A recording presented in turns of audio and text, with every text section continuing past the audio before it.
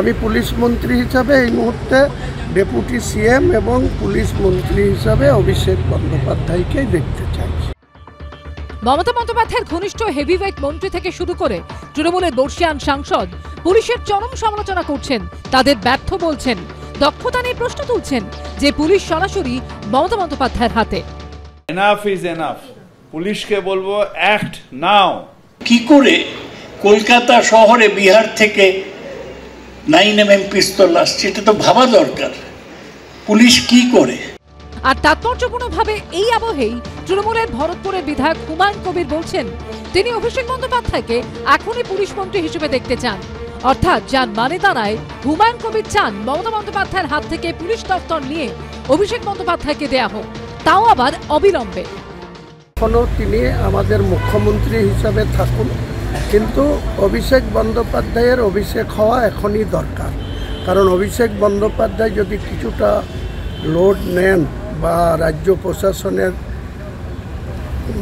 থাকেন, তাহলে আমার মনে হয় পশ্চিমবাংলার সাধারণ মানুষও উপকৃত হবে। মুখ্যমন্ত্রী এত ব্যস্ত থাকেন, আমরা ইচ্ছা করলেও এনাকে যোগাযোগ করতে পারি না। আমি পুলিশ মন্ত্রী হিসাবে এই মুহূর্তে ডেপুটি সিএম এবং পুলিশ মন্ত্রী হিসাবে অভিষেক বন্দ্যোপাধ্যায়কে দেখতে চাই। 7 দিনের মাথায় দ্বিতীয়বার এই সওয়াল করলেন হুমায়ুন কবির।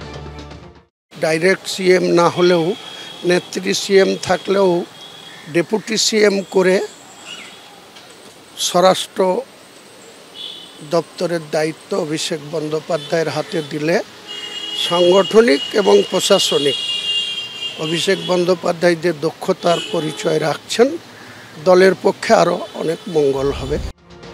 একদিকে তৃণমূলের অন্দরমহল থেকে পুলিশের সমালোচনা, অন্যদিকে তৃণমূলের ভিতর থেকেই অবিলম্বে অভিষেক বন্দ্যোপাধ্যায়কে পুলিশ মন্ত্রী করার সওয়াল নিঃসন্দেহে রাজনৈতিকভাবে তাৎপর্যপূর্ণ। এই সমস্ত কথা ক্যাবিনেট বৈঠকে তোলেন না কেন? পুলিশ মন্ত্রী তো মুখ্যমন্ত্রী, তাহলে কার সম্পর্কে প্রশ্ন করছেন? পুলিশ তো কোনো স্বতন্ত্র অস্তিত্ব নয়। উত্তরাধিকারী মিটিং করতে গেলে 3500 পুলিশের বাহিনী তার জন্য সঙ্গে যায়। তৃণমূলের অন্দরের সমীকরণ নিয়ে ফের সরগরম রাজ্য রাজনীতি। পার্থপ্রতিম ঘোষ, দীপক ঘোষ ও উজ্জ্বল মুখোপাধ্যায়ের রিপোর্ট, এবিপি আনন্দ।